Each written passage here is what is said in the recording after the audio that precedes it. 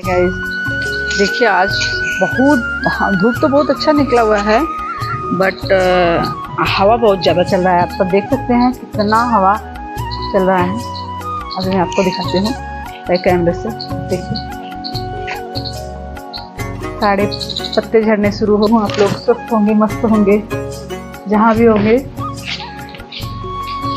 और मैं छत पे आ गई हूँ। थोड़ी ठंडी से राहत मिली हुई है और अब तो सुबह सुबह ही धूप हो जाती है। देख सकते हैं इतना हवा चल रहा है। तो मैं अपने बारे में कुछ बताऊंगी। आज सोच रही हूँ कि आप लोग से कुछ बात किया जाए। ऐसी बातें होती रहती हैं। तो अभी बाबू सो गया था तो हमने सोचा कि आप बात कर लें आप सबसे।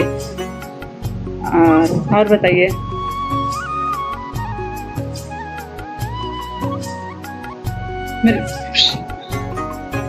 भाभी लाडो स्कूल गई है, वो आई नहीं है।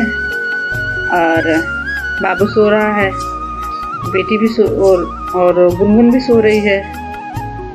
और सब लोग खाना वाना सब खा के, अभी हमने खाना वाना खा लिया है। दोपहर के 2:30 बज रहे हैं। चलेंगे नीचे, कुछ नाश्ता वगैरह बनाएंगे तो वो देखते हैं।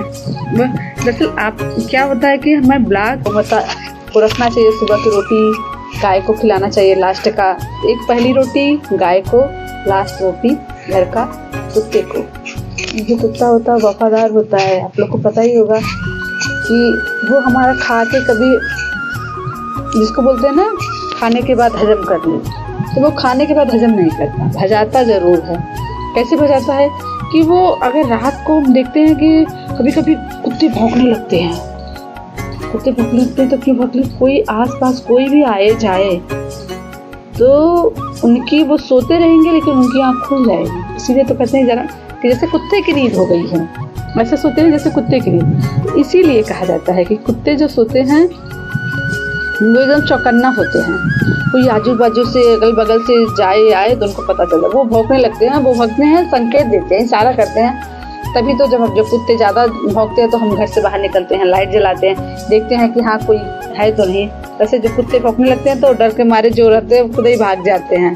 वरना कभी कभी तो हमारे यहाँ तो ऐसा भी होता है कि कितने लोग कुत्ते ने काट भी लेता है। तो वो भाई सब इंसान है, तो जानवर से कौन नहीं डरता। तो ऐसे इंसान भाग ही जाते हैं। इसीलिए कुत्ते को रोटी देना बहुत आवश्यकता है। तो हम लोग तो देते हैं भाई, आप देते हैं कि नहीं देते? अगर नहीं देते हो तो आज से शुरू कर दें। तो चलते हैं नीचे, कुछ बनाते हैं, क्योंकि बाबू भी अभी सो के उठ जाएगा और सबको नाश्ता पानी का टाइम भी हो जाएगा। तो हम आप लोग से बताना ये चाहते थे, यही बात करने के लिए सब पे आए कि मम्मी इस टाइम घर पे है नहीं, तो सारा काम बहुत ज़्यादा पड़ जाता है। मम्मी मामा के घर गई है। मामा की बहू, उनकी तबीयत बहुत ही ज़्यादा ख़राब थी। जौनपुर में 2 हॉस्पिटल से उनको जवाब हुआ। उसके बाद वो बनारस गई हैं। तो वहाँ पे जौनपुर के डॉक्टर ने बताया कि इनकी दोनों किडनी खराब हो गई हैं, डायलिसिस करना पड़ेगा। इसके लिए मेरे यहाँ व्यवस्था उपलब्ध नहीं है, तो आप इनको बनारस ले जाइए। और उनकी पल्स भी नहीं चल रहे थे, बीपी एकदम लो थी। भगवान की दया से सब लोग रोने पीटने लगे, तो इसीलिए ब्लॉग नहीं आ पाया था। तो सब लोग जब वहाँ मम्मी वगैरह सब देखने गई भाई, तो इस कंडीशन में तो मम्मी आ नहीं पाई। तो वहाँ शुक्र है भगवान का, जब वहाँ जांच हुआ तो किडनी दोनों सही और बीपी भी नॉर्मल हो गया, पल्स भी चलने लगा। तो सिटी स्कैन वगैरह हुआ, रीढ़ से उसका भी नॉर्मल आया। MRI हुआ, जांच उसका भी नॉर्मल आया। रीढ़ से पानी निकाल कर जांच किया गया। डॉक्टर की प्रोसीजर होता है, वही लोग जानते हैं, उसका भी नॉर्मल हुआ। मतलब कि सारे टेस्ट जितने भी हुए सारा नॉर्मल आया।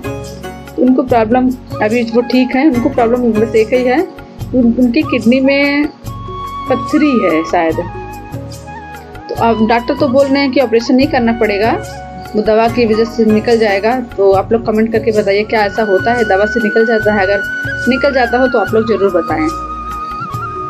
और भाई उनकी हालत तो बहुत ही ज़्यादा ख़राब थी। और हाँ दोस्तों, उनका प्लेटलेट भी 10,000 आ गया। तो वहाँ के डॉक्टर ने बाहर के प्लेटलेट्स लाने से मना कर दिया। बोला ताज़ा प्लेटलेट्स निकलवाइए आप किसी से, तो वही हम चढ़ाएंगे।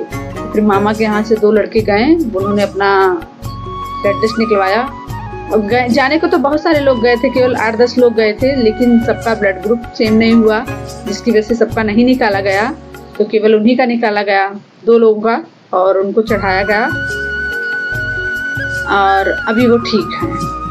तो प्लेटलेट चढ़ गिरने के बाद 4-5 दिन कम से कम आईसीयू में थी, उसके बाद जनरल वार्ड में शिफ्ट की। तो 2 दिन के बाद उनको छोड़ना था। तो आज रात में पता नहीं कि उनको फीवर बहुत ज़्यादा हो गया, तो डॉक्टर ने दवा वगैरह मेडिसिन वगैरह दिया। उसके पहले तो वो जब आईसीयू में थी तो ठीक थी, खाना वगैरह भी खा रही थी, लेकिन जनरल वार्ड में आने के बाद वो खाना भी खाना बंद कर दी। तो देखिए डॉक्टर आज बोले हैं छोड़ने के लिए, अगर आज छोड़ देते तो अच्छी बात है, वरना कल तक छोड़ेंगे। तो इसलिए दिमाग इतना ज़्यादा टेंशन में था। मामा की बहू वो 40 साल की हैं, ज़्यादा उम्र भी नहीं है। अब उनका एक बेटा है 15-16 साल का है। अब आप लोग बताइए कि अगर उनको कुछ हो जाता, खुदा न खास्ता कि उनको कुछ हो, अगर हो जाता तो उनके आगे पीछे कौन था? कोई तो नहीं था ना। और सास ससुर वो न देवरानी न जेठानी कोई नहीं है। उनके घर में कोई बनाने खिलाने वाला भी नहीं है, कोई खाना वगैरह बना दे। भाई सबका परिवार, भगवान करे सबकी माता बहन जो भी हो जाए, ऐसी भी हो, सब सकुशल रहे, किसी को कुछ भी ना हो। और भगवान से अच्छी बात यह है कि भगवान ने उनको आईसीयू से निकाल दिया, वो नॉर्मल हैं। फीवर वगैरह है, 1-2 दिन डॉक्टर रखेगा, उसके बाद छोड़ देगा तो अपने घर में आ जाएंगे, अपने बाल बच्चों के साथ आ जाएंगे। ऐसे मैं कामना करती हूँ कि जो भी हो, जहाँ भी हो, सारे लोग स्वस्थ हों। और मैं भगवान से उठने के बाद सुबह सुबह यही प्रार्थना करती हूँ, भगवान दिन अच्छा व्यतीत हो, सुबह से शाम अच्छा व्यतीत हो, साल अच्छे से बीते। मैं भगवान से यही प्रार्थना करती हूँ, केवल अपने लिए नहीं, सबके लिए करती हूँ कि जो जहाँ भी हो सब खुश रहे, खुशहाल जिंदगी जिए। देखिए दोस्तों, 4 दिन की ज़िंदगी, इसमें ना कोई कुछ लेके आया है ना कुछ लेके जाएगा। क्या लेके आए और क्या लेके जाओगे? तो 4 दिन की ज़िंदगी में कोई कुछ लेके आता नहीं ना कुछ लेके जाता। हंसी खुशी की ज़िंदगी है, हंसते हंसते जिए, मस्त रहिए, स्वस्थ रहिए, जहाँ भी रहिए। और इसी तरह से बातें तो होती रहेंगी। आप लोग जहाँ भी हो जुड़ जाइए और वीडियो को प्यार दीजिए, क्योंकि जब आप लोग हमें प्यार देंगे तो मेरा मोटिवेशन बढ़ेगा और मैं आप लोग के सामने अच्छे वीडियो लाऊंगी। और जब वीडियो लाऊंगी तो तब अंदर से दोस्तों उल्लास आता है, खुशी होती है कि इतने लोगों ने मेरा वीडियो देखा, इतने लोगों तक मेरा वीडियो पहुंचा, इतने लोगों ने मुझे जाना। तो अंदर से उल्लास आता है कि हाँ आगे मैं और डालूं, लोग और देखेंगे। तो आप लोग एंजॉय करिए, ब्लॉग देखते रहिए और देर न करते हुए। मेरे साथ यही मिस्टेक हो जाती है। और देखिए इधर गिलहरी भी आके बैठ गई है, तो उधर से भी आवाज़ मुझे लगता है कि वो कुछ कहना चाहती हैं। देखिए क्या होता है ना कि पशु पक्षी जो होते हैं उनकी भाषाओं को हम समझ भले ना पाएँ, लेकिन वो अपने भाषा में कुछ ना कुछ तो हमसे बातें करती ही हैं। हम है कि उनकी भाषाओं को समझ नहीं पाते। तो विशेषज्ञ लोग भी जो होते हैं उनकी भाषाओं को भी समझते हैं। वो पशु पक्षियों के जो ज्ञाता होते हैं भाई, हम और आप तो समझ नहीं पाते वो क्या बोलते हैं। लेकिन यहाँ ये तो है कि हमसे आपसे ज़्यादा समझदार वो होती हैं। कुछ तो टैलेंट भगवान ने उनमें दिया है कि जो इतने अच्छे से वो रहती हैं भाई। चाहे चिड़िया हो चाहे पशु पक्षी, वो हमारे दुख हमारे दर्द को समझती हैं। नहीं एक इंसान है जो नहीं समझते। हम समझते हैं, लेकिन हम ये नहीं कह रहे कि हम इंसान नहीं समझते, हम समझते हैं, लेकिन हम सब इंसान नहीं समझते। तो हमें अपने घर में